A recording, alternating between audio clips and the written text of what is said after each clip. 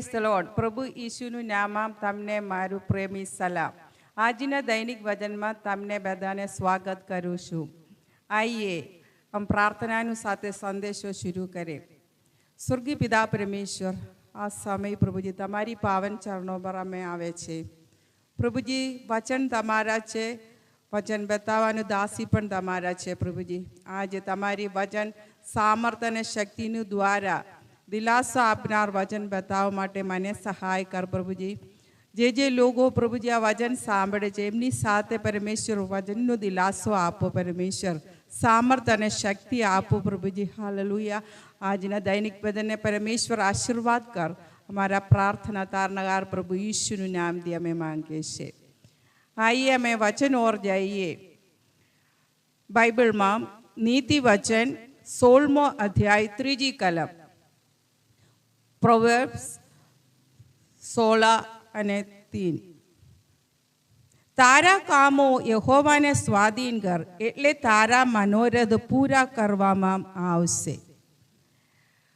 परमेश्वर ने तमारा काम सोंपवा माटे परमेश्वर कहे छे. एने मतलब आ जमाना में घणा लोगो अने विश्वासीओ बदल गई छे. एटले आ विश्वासीओ माटे कहे छे तमे परमेश्वर पर भरोसा रख. ए छे आ प्रचारनो मुख्य विषय. तमे यहोवा उपर भरोसा राख. दरेक मंडलीनु अंदर अने लौकिक जीवननी अंदर घणा लोगो बदल गया छे.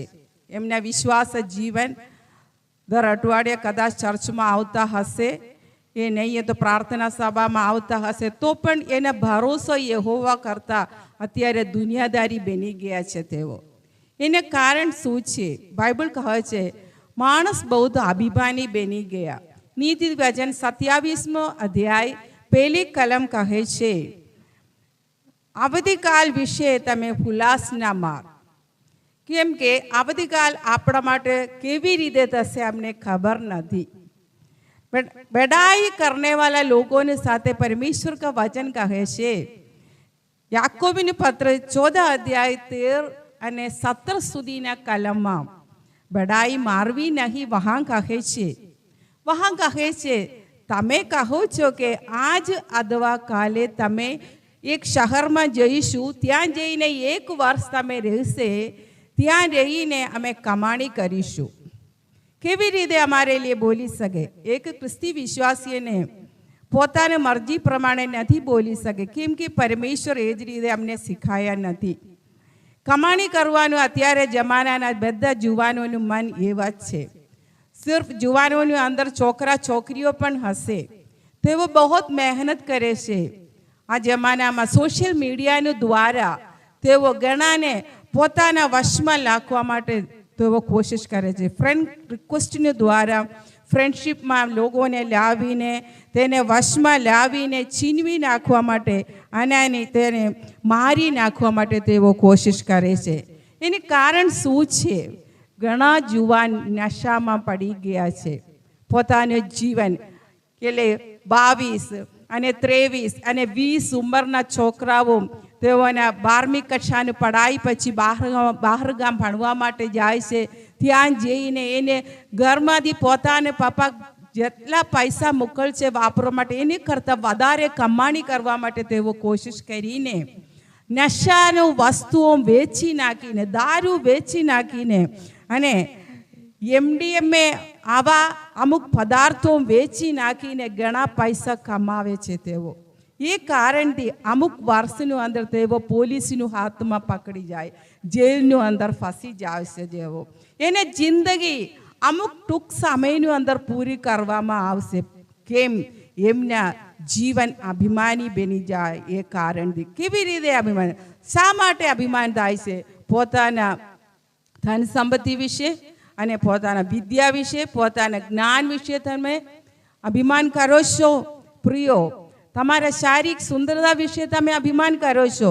તમારા પરિવાર વિશે તમે અભિમાન કરે છો. તમારા સમાજ વિશે તમે અભિમાન કરો છો. પરમેશ્વર કહે છે તમે અભિમાન કરવાનું નથી. તમારે ભવિષ્યનું પ્લાન શું છે એ તમે જાણવાનું. તમારાથી થાય છે. અમુક લોકો કહે છે મારાથી સેલ્ફ કોન્ફિડન્સ, આત્મવિશ્વાસ લોકોની અંદર આ સમયોમાં વધી ગયા. આત્મિક વિશ્વાસ વિશ્વાસીઓની અંદર પણ એ છે અને લૌકિક અને લોકોની અંદર પણ એ જ રીતે છે. એ આત્મવિશ્વાસ તમારા જીવનમાં મૂર્ખતા કરવા માટે તમને પ્રેરણા આપે છે. આ મૂર્ખતા કે કારણ તમારા જીવનની અંદર અભિમાનની વાતો વધી જાય છે. એ તમારા નાશમાં લઈ જાય છે. પરમેશ્વર એક તમને કહે છે તમારા જીવન, તમારા પ્રથમ સ્થાન તમે પરમેશ્વરનું આપો. એટલે આજે અમે વાંચાવું વચન એ છે તમારા કામો યહોવાને તમે સ્વાધીન કર, ત્યારે તમારા માનવ રથ પૂરા કરવામાં આવશે. એને મતલબ તમે યહોવા ઉપર તમે પૂરા ભરોસા રાખવાનો. તમારા પૂરેપૂરા કામ, તમારા જીવન, તમારા શરીર, તમારા મન બધું પરમેશ્વરને તમે સમર્પણ કરવાનું. તમે સમર્પણ કરીને તમે જે કામ કરવા માટે, જે લક્ષ્ય રાખવા માટે, જે પ્લાન તમે આગે કરવા માટે ચાહો છો તમારાથી થાય. પરમેશ્વર એક વચન તમારી સાથે વાત કરે છે. લૂકની લખેલી સુવાર્તા 12મો અધ્યાય 16થી 21મી કલમ સુધી વહાં કહે છે એક મૂર્ખ ધનવાન માણસ વિશે ઈસુ કહે છે. આપણી સાથે વાત કરે છે.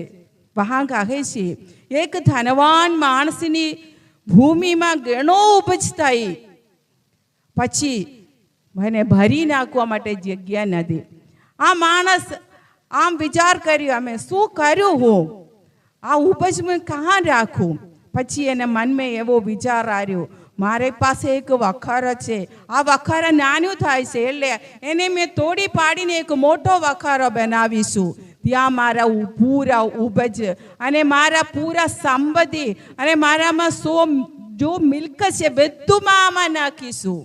પછી મારા જીવને હું કહીશું ઓ જીવ, તું ઘણા તમારા માટે મેં ઘણી મિલકત મેં સંભાળી રાખ્યા છે, તું ચિંતા ન કરો, તું અત્યારે આરામ લે, મહેનત કરવાનું જરૂર નથી, તું ખા, તું પી. વહાં કહે છે પછી કહે છે તું આનંદ કરો, મજા કરવાનો હવે સમય છે, મહેનત કરવાનું. અત્યારના જમાનામાં ઘણા મા બાપ બી એ જ રીતે છે, બહુ પૈસા એકઠા કરે છે. ઘણા મકાન 1 2 3 4 5 મકાન તેઓ એકઠા કરીને રાખે છે, જમીન ખરીદ કરતે અને માલ મિલકત બહુ એકઠા કરી રાખે છે, બહુ દ્રવ્ય એકઠા કરે છે. તેઓ સોના રૂપ બધું સંભાળી રાખે. શા માટે? પોતાને માટે, પોતાની પત્ની માટે, પોતાના બાળકો, પોતાના પૌત્રો માટે પણ એ સંભાળી રાખે છે. હું તમને એક પ્રશ્ન પૂછું.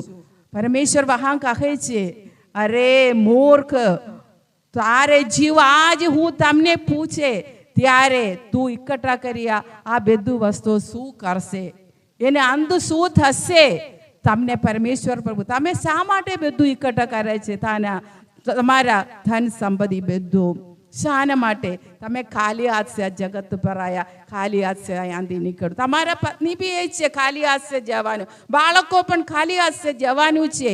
એટલે તમે તમારા દ્રવ્ય આ પૃથ્વી પર એકઠા કરવાનું નથી. આ એકઠા કરવાથી તમારા માટે ધનવાન નથી બને. આકાશના રાજ્યમાં આ સંપત્તિ કોઈ મૂલ્ય નથી. હાલેલુયા. વહેલા આવું વચન કહે છે તમે સાવધાન રહો અને સર્વ પ્રકારના લોભથી તમે દૂર રાખો. લોભ પાપ છે વચન કહે છે. તમારા ભૌતિક ધન સંપત્તિ બધું તેના પર તમે આશ્રય કરવાનું નથી. તમારા જીવનની અભિલાષા એ બધું નષ્ટ થાય છે એક દિવસ. એટલે વચન કહે છે તમે દેવની ઈચ્છા પ્રમાણે હોય તો આપણે એમ કરીશું. કોઈ બી બાબત પ્રભુ તમારી યોજના પર, તમારી પ્લાન શું છે, તમારી ઈચ્છા શું છે, એ તમારી યોજના હોય તો મેં એ કરીશું. એક દિવસ પરમેશ્વર ઈસુ મસીહ વધસ્તંભમાં ચડીને પહેલા ઈસુ પોતાના શિષ્યોની સાથે ગેત્સેમની વાડીમાં ગયા. ત્યાં જઈને ઈસુ બહુ દિલગીર થઈને બહુ દુઃખથી વેદનાથી પ્રાર્થના કરે છે ઓ બાપ, મારાથી આ પ્યાલો દૂર કર, આ કષ્ટ વેદના મને સહન નથી કરી શકાઈશું. મારાથી દૂર કર. તો પણ પરમેશ્વર ઈસુ મસીહ પ્રાર્થના કરે છે, મારી ઈચ્છા પ્રમાણે નથી પ્રભુ, મારા પિતા તમારી ઈચ્છા પ્રમાણે જો છે તો થાય. હાલેલુયા. અમારા વિશ્વાસ એવું જોઈએ, હર બાત ઉપર, હર કામ ઉપર પ્રભુ તમારી ઈચ્છા શું છે, તમારી યોજના શું છે, એ જ કરવા માટે હું ચાહું છું. તમને ખબર છે, ઓર એક બાઇબલ કા એક વચન તમને દર્શાવવા માટે હું ચાહું છું. ઉત્પત્તિનું પુસ્તક 11મો અધ્યાય 1થી અમે આગે પણ એક બાબેલ બુરજ વિશે વહાં કહે છે. બાબેલ દેશ અત્યારે બાબલોન નામથી અમે જાણે છે, મેસોપોટામિયાથી અમે જાણે છે. આ બાબેલ દેશના લોકો કોણ હતા? નૂહના સમયના પહેલે પ્રભુ એક મોટો વહા, એક જલપ્રલય વહા પૃથ્વી પર લાયા. કેમ? ત્યારના લોકો પરમેશ્વર સે દૂર થઈ ગયા, પરમેશ્વરને દુઃખ પહોંચાડ્યા. તેઓથી પરમેશ્વર બહુ પશ્ચાતાપ થયો. એટલે પરમેશ્વર કહે છે, આ લોકોને મેં પૃથ્વી પર લાયા, આ લોકો મારા વિરુદ્ધ જેટલો પાપ કરે છે, એટલે પરમેશ્વર ખેદ દુઃખી થઈ ગયા. એટલે પરમેશ્વર લોકોને મારી નાખવા માટે, નાશ કરવા માટે કોશિશ કરીને જલપ્રલય પૃથ્વી પર લાવીને બધા લોકોને નાશ કરવાયા. પછી નૂહના પરિવાર બચી ગયા અને પછી ઘણા લોકો પૃથ્વી પર ભરવા માટે પરમેશ્વર આશીર્વાદ આપ્યો નૂહને. લેકિન થોડા સમય પછી તેઓ શિનાર દેશમાં એકઠા કર્યા. ત્યાં મેદાનમાં હતા તેઓ, ત્યારે તેઓને દિમાગમાં શૈતાન કામ કરવા માટે શરૂ કર્યું. આ દિવસ તમે અહીંયા સાનો રહેવાનું નથી, ઓ તમારા માટે બુદ્ધિ છે, જ્ઞાન છે, તમે આમ કરો, તમે તેમ કરો. એ જ રીતે તેને પોતાના મગજમાં કામ કરવા માટે તેઓને ઈરાદા એવું હતું, આપણા નામ પર એક દેશ બનાવવાનો, આપણા નામ પર આ પૃથ્વી દેશમાંથી, આ શહેરમાંથી એક બુરજ આકાશ તરફ બાંધવાનો, આ બુરજને દ્વારા અમે સ્વર્ગમાં પહોંચવાનું. તમને ખબર છે, એક દિવસ શૈતાન આદમ અને હવ્વાને મળ્યા. હવ્વાને પૂછ્યું, તમે આ વચ્ચેનું વૃક્ષના ફળ ખાઈ શકી? હવ્વાને કહ્યું, નથી ખાવાનું, પરમેશ્વર મના કર્યું છે, નથી તમે ખાવાનું, ત્યારે તમે દેવ જેવા થશે. એ જ રીતે અહીંયા પણ બાબેલમાં પણ એવું હતું, તમે દેવની સાથે પહોંચો, દેવની પાસે જવા માટે એક ટૂંકું રસ્તાએ તમે એક બડા બુરજ બાંધો. લોક બાંધવા માટે શરૂ કર્યું. પરમેશ્વર એક દિવસ લોકોને મળવા માટે આવ્યા. પરમેશ્વર દેખા આ લોકો શું કરે છે, અરે મારા વિરુદ્ધ પોતાની મરજી પ્રમાણે એને બુદ્ધિ પ્રમાણે કામ કરવા માટે શરૂ કર્યું. મારા જરૂરત નથી તેઓને. બધા એક ભાષા, બધા એકી બોલી એમને જીવનમાં. એ સારું નથી. થોડા સમય કે બાદ પોતાને કંઈ ને કંઈ તે કરશે, એટલે એને અટકાવવું જોઈએ. ઈસુ તેઓને ભાષા ઉલટાવી રાખ્યું. પછી તેઓને શું બોલવાનું સમજતા નથી, એક બોલતે એટલે એમને કામ અટકી ગયું.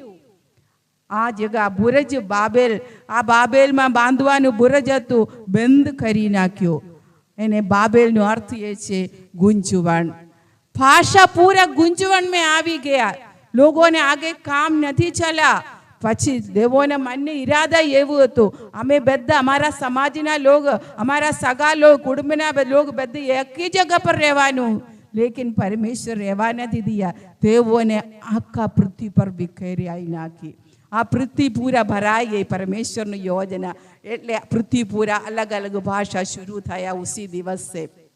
પેલાઓ અમે પરમેશ્વરના આધીનમાં રહે. પરમેશ્વરનો કોપ જ્યારે આપણા વચ્ચે આવશે, પરમેશ્વર કદાચ વરસાદ લાવશે, પરમેશ્વર કદાચ આપણા જીવનની અંદર ઘણા સમસ્યાઓ આવશે, અને પરમેશ્વર ધરતીકંપ લાવશે, અને પૂર આવશે. અમારા લોકો પરમેશ્વર પોતાના લોકોને મારી નાખવા, કેમ કે તેઓ પરમેશ્વરથી દૂર થઈ ગયા છે. વચન કહે છે, તમારા કામો યહોવાને સ્વાધીન કર. હાલેલુયા.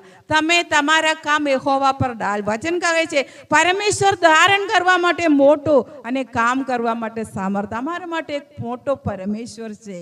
એ આપણા માટે ધારણ કરે છે, એ આપણા માટે વિચાર કરે છે. હાલેલુયા. તેના વિચારો અમારા વિચાર નથી, અમારા કામો તેના કામો નથી. હાલેલુયા. તમારે પૂરેપૂરા ભરોસા યહોવા ઉપર નાખી દો. હાલેલુયા. પરમેશ્વર તમારા માટે બધું કરશે. હાલેલુયા. તમે પરમેશ્વર ઓર જોઈએ. હાલેલુયા. વચન કહે છે કેમ કે મારો વિચારો તો તમારા વિચારો નથી. હાલેલુયા. મારા માર્ગો તમારા માર્ગો નથી. હાલેલુયા. મારા પ્રિય મિત્રો, મારા પ્રિય વહેલાઓ, તમે મારી પાછળ આવો, મારાથી શીખો. તમે મારે ફરી ઓર એક જાણો પ્રભુ. હાલેલુયા. વચન કહે છે ન્યાયપણાને બધા લોકોને આશીર્વાદ મળશે. હાલે જે લોકો ન્યાયી માણસ છે, જે લોકો વિશ્વાસુ છે, તમે પોતાના કામમાં અને તમે પ્રાર્થના કરજો. પરમેશ્વર તમારી સાથે રહેનાર પરમેશ્વર છે. હાલેલુયા. તમારી દેવની ઉપસ્થિતિ હંમેશા તમારી સાથે રહેશે. હાલેલુયા. દેવની સહાય હંમેશા તમને મળશે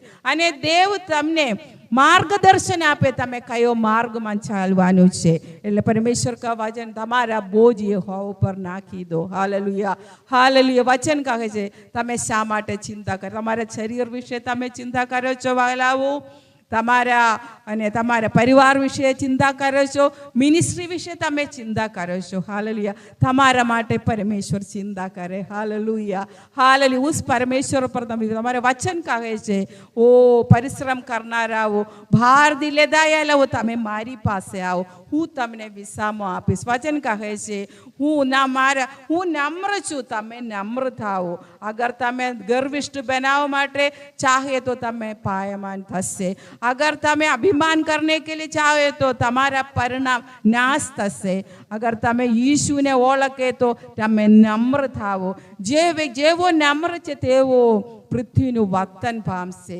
તમારે આ પૃથ્વી પર તમારા માટે પરમેશ્વર ઘણો આશીર્વાદ આપવા માટે પરમેશ્વર તત્પર છે. તમે તત્પર થાવો. આઈએ પ્રાર્થના કરે. હાલેલુયા. આ વચનોથી પરમેશ્વર તમને આશીર્વાદ કરશે. હાલેલુયા. મારા પ્રિય મિત્રો, તમારા બોજ, તમારા માર્ગ, તમારા કામ પરમેશ્વર ઉપર તમે નાખી દે. પરમેશ્વર તમારે સારે કલ્પનાઓ પૂરું કરવા માટે સમર્થ છે. હાલેલુયા. હાલેલુયા. અમારે પ્રેમાળુ સ્વર્ગીય પિતા પરમેશ્વર પ્રભુજી આ દૈનિક વચન દ્વારા પ્રભુ અમારી સાથે વાત કરી. પ્રભુજી આ વચન પ્રભુજી અમારા બધાને માટે એકી રીતે મેં ઉપયોગી થાય અમારા વિનંતી છે. પ્રભુજી હાલેલુયા. વચન પ્રભુ તમારા છે. પ્રભુજી વચન ઉપર જીવન છે.